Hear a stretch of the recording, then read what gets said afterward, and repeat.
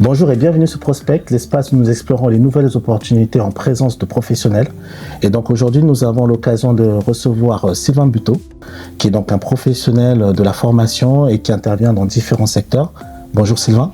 Enchanté Dimitri, merci de me recevoir. Mais écoute, merci d'avoir accepté l'invitation. Est-ce que tu peux te présenter, Sylvain ?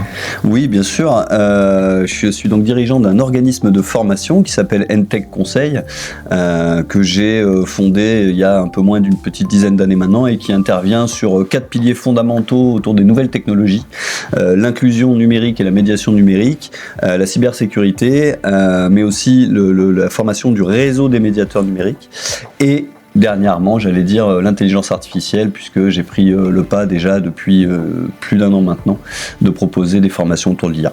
Écoute, justement, c'est ce qui nous intéresse aujourd'hui. On voudrait parler un tout petit peu de l'intelligence artificielle. Comment t'es tombé là-dedans ? Qu'est-ce qui t'a amené justement à aborder ce sujet-là ? Alors, j'allais dire un peu comme tout le monde, la science-fiction, je pense, puisque on va pas se mentir, il y a assez peu de spécialistes de l'algorithme en circulation et finalement, notre intérêt ou non, notre défiance ou non vis-à-vis de l'IA, elle se fait principalement autour de cette thématique qui est la science-fiction. J'ai eu la chance d'y rentrer par le bon côté, moi, parce que il y a un peu deux côtés pour moi. Il y a le côté Isaac Asimov, tu vois, roman des années 50, en plein essor justement de cette matière qui est devenue l'intelligence artificielle, avec les lois de la robotique très cadrées, des nouvelles plutôt laudatives avec l'IA. Donc moi j'ai grandi plutôt de ce côté-là. Et puis il y a une grosse partie de la population qui a grandi plutôt avec Stanley Kubrick, 1968, 2001 l'Odyssée de l'espace, avec La Dévieillante. Donc moi j'y suis rentré par la science-fiction, ça m'a intéressé depuis tout petit. La première conférence que j'ai faite, elle date d'il y a 6 ans maintenant, à l'époque où j'entamais par une petite blague de Siri, tu sais, pour montrer un petit peu ce que c'était que l'IA, et on était évidemment très loin de ce qui se passe aujourd'hui. Ouais, et puis à l'époque, on pensait pas qu'on arriverait à avoir ce qu'on a aujourd'hui. C'est vrai qu'on a commencé avec Siri, avec ce qui était déjà embarqué sur Alexa, et aujourd'hui, ça va encore beaucoup plus loin. Du coup, tu fais donc des formations, bien d'accord ? Exactement. Et c'est quel type de formation que tu proposes ? Je vais faire des formations donc, pour les entreprises, bien sûr. Alors moi je suis axé très TPE-PME sur mon organisme de formation, donc en partenariat avec un autre OF très rural qui s'appelle l'Escalier, qui est un organisme de formation rural, donc à Saint-Léonard-de-Noblat. On a créé un partenariat où eux amènent leur expertise de la formation, des locaux, leur certification Calliope qui est également indispensable pour se faire financer ces formations. Et là, donc, on va former notamment des agents territoriaux, on va former des chefs d'entreprise, mais vraiment de petites TPE-PME. Moi, mon idée, c'est surtout d'expliquer à ceux qui pensent que ça sert à rien ou que c'est encore un gadget de plus. Depuis 1 an, j'ai développé à fond mon organisme de formation grâce à l'outil intelligence artificielle. Donc j'essaye d'expliquer aux entreprises en quoi c'est un super outil. Voilà. Okay. En essayant aussi de démystifier un peu le truc, et en amenant aussi des méthodes qui me sont propres. Ok. Voilà. Justement, c'est ça qui m'intéresse, parce que là, en fait, tu dis, donc tu amènes l'IA auprès de plusieurs publics, et du coup, est-ce que tu as des applications un peu plus concrètes ? Parce que tu sais, c'est un sujet qui est quand même très mystérieux pour beaucoup de gens. On parle de l'IA, ils voient exactement ce qui se passe, mais dans le domaine professionnel, typiquement les TPE et les PME, c'est quoi les applications aujourd'hui ? Alors déjà, quand on parle d'IA, encore une fois, on n'a pas le temps de rentrer dans les détails. Là, on va parler d'IA générative, ce qui est arrivé dans la tête de tout le monde il y a 2 ans avec ChatGPT. Peut-être qu'on explique justement l'IA générative. Alors voilà. Je pense qu'il y a ça aussi, où ça reste encore très mystérieux pour plein de personnes. L'intelligence artificielle, ça existe, comme je te le disais tout à l'heure, depuis les années 50, globalement, même si philosophiquement, pour moi, ça existe depuis beaucoup plus longtemps. Mais ça existe depuis les années 50, des chercheurs, Marvin Minsky, John McCarthy édictent les premières lois, entre guillemets, dédiées à l'intelligence artificielle. Dans le même temps, Asimov fait ses lois de la robotique. Alan Turing va édicter son fameux test de Turing, tu sais, qui est que quand t'es dans une pièce, tu mets un rideau. Si tu discutes avec un ordinateur et que tu te rends pas compte que l'ordinateur est un ordinateur, alors on a déterminé que c'était une intelligence artificielle. Voilà. C'est un test qui a été évidemment, j'allais dire, battu à plat de couture par l'arrivée justement de ce modèle génératif ChatGPT, qui techniquement est pas compliqué. Hein, c'est de loin pas un modèle complexe d'intelligence artificielle. On est très loin de ce qui se fait maintenant justement techniquement. Pour de l'IA appliquée à la médecine ou etc. Mais encore une fois, on n'a pas le temps d'en parler là, des différentes techniques d'apprentissage, des différentes méthodes de l'affaire, réseau de neurones, etc., etc. Mais ce qu'il faut comprendre, c'est que on a vu arriver ce truc-là, c'est un super assistant. Voilà, je vais essayer de le schématiser assez simplement. Que vous soyez chef d'entreprise, que vous soyez juste dans votre famille, que vous soyez... bref, c'est comme si vous avez quelqu'un, voilà, que vous employez, qui est disponible 24 heures sur 24, 7 jours sur 7, à qui vous pouvez demander alors tout un tas de choses, allant de la production de documents. Moi, c'est pour ça que je m'en sers évidemment le plus. Je suis dans la formation, donc tous mes contenus de formation sont créés avec l'aide de l'intelligence artificielle et pas par l'intelligence artificielle. C'est très important. C'est très important. C'est important de préciser. Bien sûr, ça c'est évidemment voilà, ça me facilite grandement les choses. Ça va m'aider à répondre à des mails. Tu me disais qu'est-ce que tu leur apportes. Gérer la réponse à des mails, ça peut être grandement facilité avec l'intelligence artificielle. Gérer du stock, ça peut être très grandement facilité avec l'intelligence artificielle. Faire de la communication sur les réseaux sociaux, faire de la communication visuelle, faire pour moi une vidéo pédagogique. Moi, je peux faire des contenus que j'ai jamais pu faire avant. Une vidéo pédagogique, qualité professionnelle, on va dire, en moins de 20 minutes, quoi. Justement, tu as parlé de l'IA qui peut répondre à des mails. Ça m'intéresse. Ouais. Donc aujourd'hui, une IA est en capacité de lire un contenu, de comprendre le contenu. Exactement. Et de répondre avec une information qui soit du coup. Alors, il y a une chose très importante qu'il faut comprendre, c'est qu'il faut d'abord apprendre à manipuler l'IA et à parler avec l'IA. Mais si tu connais la manière dont elle fonctionne, alors oui, elle est capable de gérer tes mails et d'avoir une conversation très précise avec des clients très distincts en adoptant ton propre ton. Tu peux t'en servir de différentes manières. Au début, je faisais beaucoup de relecture, c'est-à-dire que j'écrivais mon mail, je lui balançais, parce que moi j'ai beaucoup de problèmes par exemple avec l'orthographe. Ça révolutionne le monde de la correction orthographique, l'intelligence artificielle, comme le monde de la traduction d'ailleurs, comme d'autres pans de la société qui effectivement vont être touchés directement par ça. Les acteurs vocaux, moi j'ai un ami acteur vocal, mais il change de métier, il a compris, voilà, lui il fait partie des gens qui disent ok, c'est comme ça, il y en a qui vont s'accrocher jusqu'au bout, mais oui, quand tu vois déjà ce que certains, on parlera peut-être de certains outils tout à l'heure, mais ce qu'une IA comme AgeN est capable de te produire gratuitement. Moi j'ai produit un avatar de moi qui parle à ma place dans n'importe quelle langue, qui est capable de répondre avec la donnée que je lui fournis, avec ce que j'ai envie, et même qui est capable d'élargir son champ. Voilà. Tu sais, en ce moment, il y a tous ceux qui disent « Ouais, mais l'IA, ça dit que des conneries ». Alors, je leur réponds tout le temps.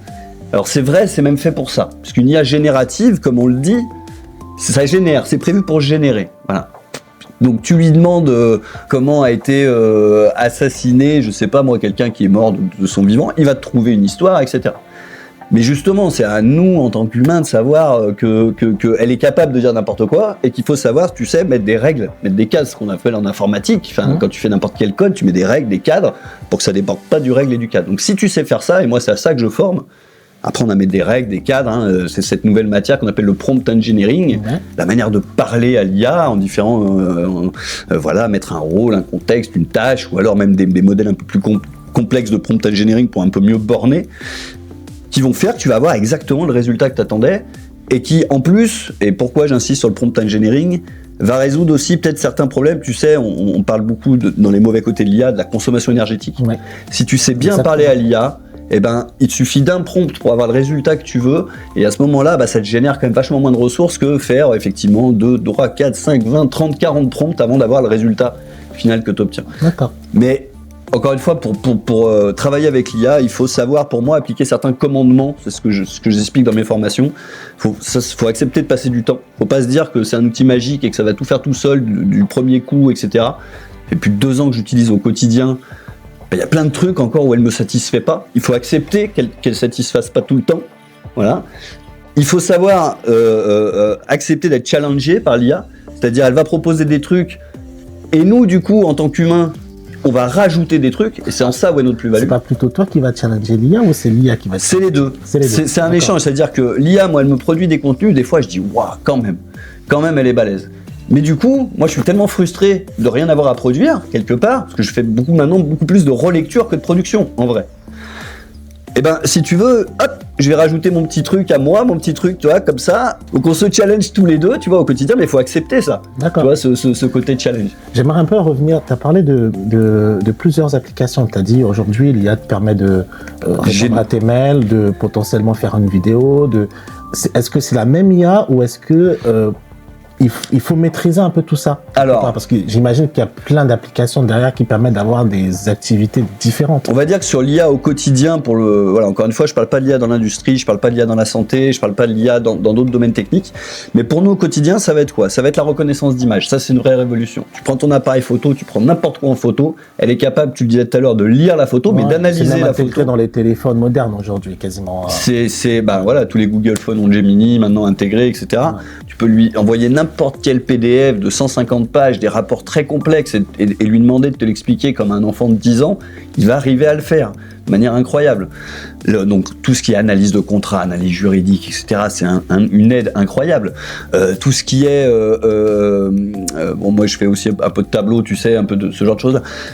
Bon alors, un truc incroyable, ça met le code à portée de n'importe qui. J'ai pas du tout une formation de codeur, j'ai fait mon site internet tout seul avec l'IA. Grâce à l'IA. Grâce à l'IA. Et encore une fois, c'est pas elle qui me l'a fait, parce qu'elle est capable de produire une page. Et je vais même te dire mieux, maintenant tu es même capable de faire un dessin, de prendre en photo et elle te crée le code du dessin. D'accord, et tout ça toujours avec la même IA ou des... Alors moi j'utilise globalement ChatGPT depuis qu'il est sorti, okay. Avec la version payante, 20 dollars par mois, voilà. D'accord. Et ça me fait tout ça. Ça me fait tout ça. Et après, je vais m'aider ponctuellement d'autres. Moi, tu vois, je suis dans la formation pro, donc des fois, je veux faire des happenings audio. Donc, j'ai une IA qui s'appelle Suno. Tu peux créer des chansons, mais des chansons vraiment incroyables sur le thème que tu veux, avec soit génère, soit toi tu vas créer le texte. Enfin bref. Mais une chanson, voilà, tu dis tel instrument, tel type de voix, tel type de style, enfin voilà, Suno ça s'appelle. J'ai une vidéo pour toutes mes vidéos pédagogiques, où là elle va aller te chercher, alors elle crée pas vraiment d'image, mais elle va te chercher sur internet tout ce qui se rapporte à ce que tu as envie de dire, et si, encore une fois, si tu sais bien organiser ton storyboard, etc., tu arrives à des résultats incroyables. J'ai Agent, donc pour tout ce qui est création d'avatar, etc. Enfin, voilà, j'en utilise effectivement beaucoup. Ben, du coup, c'est pour qu'on comprenne bien, parce que il y a aussi moi je discute beaucoup avec les gens, et les gens aujourd'hui ils ont peur. Et c'est vrai que quand tu dis Suno, ça permet de faire de la musique, je pense à tous mes copains musiciens. Quand tu dis j'ai un avatar qui peut parler, au final prendre mon apparence et parler plusieurs langues. Encore récemment, on a eu dans l'actualité donc une dame qui s'est fait arnaquer par rapport à un groupe qui a repris finalement Brad Pitt. Est-ce que aujourd'hui, comment on arrive à rassurer les professionnels? Déjà, il faut leur dire qu'il faut encore une fois, alors je prêche un peu pour ma paroisse, mais comprendre le phénomène pour pouvoir l'expliquer, notamment tous les dirigeants. Il faut qu'ils puissent comprendre ce phénomène-là pour pouvoir l'expliquer à leurs collaborateurs, expliquer et préparer aussi l'avenir. J'ai un très bon ami qui est comptable. Les cabinets comptables vont être vraiment impactés par l'arrivée de l'IA en termes de nombre de personnel. Et il y a d'autres métiers très administratifs, hein, je veux dire tous les lecteurs les analyseurs de KPIs, tu vois, tous les producteurs de rapports, tous les mecs qui sont en réunionnite, enfin tu vois, on parlait de réunion. Mon IA, donc il a été intégré à des solutions de visioconférence. Je peux l'envoyer sur Zoom, faire une visio à ma place, et derrière elle me génère le rapport. Ah oui, d'accord. Voilà. Et donc, quand tu dis que tu l'envoies faire la vidéo à ta place... Elle est à ma place, elle a ma voix, elle a ma tenue. Tu peux enregistrer près de 100 tenues différentes, 100 positions, 100 trucs, tu vois, dans le jardin, dans machin, dans le truc. Et tu vas lui dire, tiens, pour la réunion Zoom, tu vas être avec ce costard-là, dans un bureau machin. Et puis elle va te faire la réunion Zoom. Est-ce qu'on n'arrive pas aussi sur une forme de dérive? On pourrait arriver demain, les mecs se mettent en télétravail, ils ont 2-3 réunions Zoom, et en fait ils envoient l'avatar et en fait il est pas au travail. Enfin, c'est assez dingue. On peut appeler ça de la dérive, on peut appeler ça une vraie transformation de la société. Écoute, je vais juste te donner un exemple très concret. La plus grosse boîte qui s'appelle Téléassistance ou quelque chose comme ça, la plus grosse boîte de hotline du monde, d'accord ? L'année dernière, en octobre, elle a perdu, je crois, 50, 60, 70% de sa valeur en une journée. Pourquoi ? Parce qu'il y a une toute petite start-up dans la Silicon Valley qui a présenté un modèle d'IA qui faisait de la hotline. Et qui le fait non seulement bien, mais même avec des résultats mieux que les humains qui faisaient de la hotline. Donc, la transformation n'est pas faite encore, je te dis pas que... Mais d'ici 5-10 ans, oui, on discutera avec des IA, sauf si on légifère très fort, très dur, qu'on interdit ça. Ce qui est possible aussi. Justement, souhaitable ou pas, je sais pas, mais c'est possible aussi. Bah justement, ça m'intéresse d'avoir un peu ton avis, parce que je sais que t'es vraiment embarqué dans le sujet. Et aujourd'hui, comment toi tu vois l'évolution de l'IA ? Est-ce que c'est effectivement... alors moi je pense à un film où, alors j'ai plus le nom en tête, où on envoyait l'avatar aller travailler à notre place et en fait on restait à la maison. Est-ce que c'est ça l'avenir de demain finalement ? C'est quoi demain ? Ça dépend comment ça va. Encore une fois, tu vois, sur tous ces sujets, moi je dis toujours, vraiment, hein, qu'on aborde le sujet du travail, qu'on aborde le sujet, voilà, de la transformation de la société, ça dépend les choix qu'on fera collectivement. On a eu plusieurs fois le cas, tu sais, voilà. Je reviens toujours moi en arrière, j'adore l'histoire depuis toujours, et donc j'essaye toujours de me positionner sur le temps long et d'essayer de voir les fois alors je vais loin, hein, dans l'histoire de l'humanité où on a pu être confronté à ce genre de problème. Il y en a eu déjà, des moments où ça aurait pu tout changer, dissuasion nucléaire, etc., etc. Malgré tout, on sait qu'elle est là, mais heureusement depuis Hiroshima, Nagasaki, plus personne n'a jamais réutilisé ça. De la guerre chimique et bactériologique, puissance plus, on aurait pu le faire depuis qu'on connaît tout ça. Moi, j'ai vécu à Lyon, à côté des labos P4, P5, machin. On sait qu'il y a des trucs qui potentiellement peuvent tous nous détruire. On l'a pas fait encore. Donc nous, j'allais dire, il faudrait qu'on adopte la même attitude qu'on a toujours eue, c'est-à-dire cette espèce de point de médiation. Et il faudrait qu'on arrive à faire un consensus autour du fait que oui, il faut légiférer très fort. Pour moi, hein, voilà, ça c'est que mon avis. Il faut rester et le borner à outils. Se dire qu'on n'ira jamais au-delà d'un certain point. Je ne veux pas d'IA générale, voilà, ils s'enflamment tous là-dessus, tu sais. Alors l'IA générale, j'explique rapidement, c'est une IA qui possédera à elle seule toutes les connaissances de l'humanité, et à partir de l'arrivée de l'IA générale, plus aucune invention de l'humanité ne sera faite par un humain. C'est les prédictions de grands spécialistes quand même, hein, dont je te parle. Hein, donc je parlais de Sam Altman tout à l'heure, mais les Bill Gates, les Elon Musk, ils sont tous convaincus de ça. Là, moi je dis oui, il faut légiférer, il faut à un moment qu'on se dise ok, pourquoi pas en outil, pourquoi pas pour automatiser des trucs. Tu sais, il y a une étude qui est parue encore hier, il paraît que finalement, on aura plus d'emplois créés grâce à l'arrivée de l'IA que d'emplois détruits. Voilà. Alors, moi je rassure justement, tu vois, je rassure tous mes potes qui sont dans le manuel, je dis les gars, c'est génial pour vous. C'est la première fois qu'une technologie s'attaque à tous ceux qui vraiment servent à rien. Pardon, hein, parce que on pourrait dire que je sers à rien, moi aussi j'ai un métier intellectuel, etc. Mais alors qu'avant, si tu veux, tous les progrès technologiques, c'était pour augmenter le confort globalement de l'ouvrier, on lui a fait de la machine-outil, on lui a fait des trucs. Bon, là, c'est la première fois qu'on va dire à un comptable, qu'on va dire à un assistant administratif, qu'on va dire à... Écoute, j'ai une IA qui fera moins de fautes d'orthographe, qui sera beaucoup plus empathique pour répondre aux questions des agents. Tu sais que dans le rectorat de Lyon, en test actuellement, il y a l'IA donc de l'éducation nationale qui s'appelle Albert, qui est déployée. Toutes les questions RH passent maintenant par Albert. Voilà, et les agents sont plutôt contents des réponses apportées par Albert. Pour moi, il y a une mutation inévitable qui va arriver. Il faudra la borner, voilà. Et oui, encore une fois, tu sais, on va pas révolutionner le monde. Je te dis que je me place toujours sur le temps long. Cite-moi une seule invention dans l'histoire de l'humanité qui n'a pas été faite pour nous faciliter la vie. L'IA a une continuité de ça. Et du coup, ça voudrait dire que dans les formations que tu proposes, tu intègres aussi cette part un tout petit peu d'analyse, de réserve, voilà, parce que c'est toutes les conférences, toutes les formations, d'accord. Il faut absolument que les gens repartent de là en disant « Ok, c'est un super outil, mais contrôlons, demandons aux politiques d'être vigilants, contrôlons ce qui se passe au niveau des lois, au niveau de l'évolution que ça va avoir. Choisissons l'IA qu'on va utiliser. Toi, tu me disais, qu'est-ce que tu utilises ? Je suis en train de basculer gentiment vers Mistral. Alors, Mistral, c'est l'équivalent de ChatGPT, mais français. Voilà. Donc, j'ose espérer que c'est un peu plus proche de mes valeurs à moi. Voilà. Donc, je suis en train de basculer gentiment. J'ai pas encore les mêmes résultats que sur OpenAI, j'avoue. Donc, j'ai pas basculé encore totalement. Je recherche encore l'efficacité. J'avoue que le côté multimodal de GPT, alors que je peux même plus citer tellement il y a de modèles différents. Tu sais, il y en a un nouveau qui est sorti il y a encore 2 jours, le O4 plus tâche, qui permet maintenant de programmer. Tu vois, je te parlais de réponse de mail, ça y est, maintenant tu peux lui dire, hop, tu me dis, voilà, directement, etc. Et ça va tellement vite. Donc oui, il faut que les gens aient conscience de ces enjeux, qu'ils l'utilisent, qu'ils ne le laissent pas à d'autres.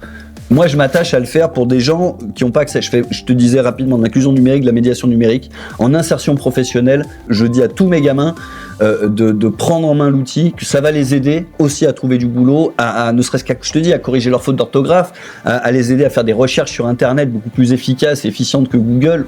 Voilà, des points d'entrée comme ça. Okay. Voilà. Et tiens, juste pour finir sur une petite anecdote dans l'insertion pro, et j'ai un gamin voilà, qui a plein de textes, etc., mais qui fait plein de fautes, et qui est très dans le monde du rap, etc. Et ben, je l'ai mis devant Suno, justement, l'IA dont je te parlais tout à l'heure. Il a fait son texte avec ses plein de fautes, avec ces trucs-là. Et l'IA donc, lui a remodelé un peu son texte, lui a proposé une propos, lui a dit « Ok, tu veux quoi ?»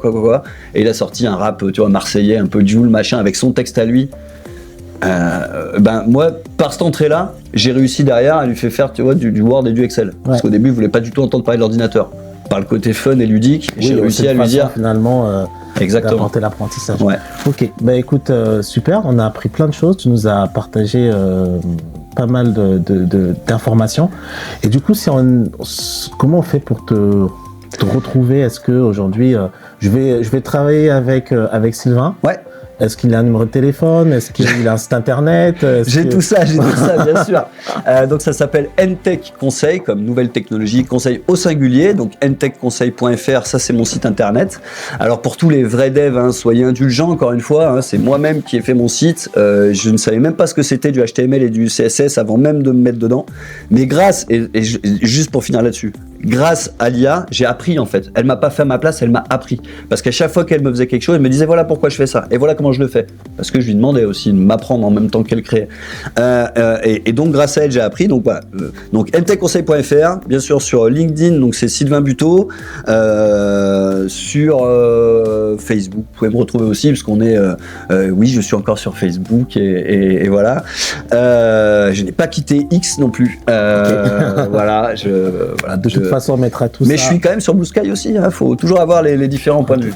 On mettra tout ça dans la description. Ça marche. Merci Sylvain. Et donc juste un truc. Donc voilà, n'hésitez pas à appeler pour si vous avez des besoins, donc en formation, en accompagnement même individuel en tant que chef d'entreprise ou ce genre de choses-là, pour des conférences sur soit le côté vraiment technique pur à destination, je sais pas moi, de RH ou ce genre de choses-là, mais aussi dans la sensibilisation, voilà, que vous soyez élu, que vous soyez n'importe quoi, il faut parler de ce sujet et n'hésitez pas à m'appeler. Merci Dimitri. Merci à toi. À bientôt. À bientôt. Ouais.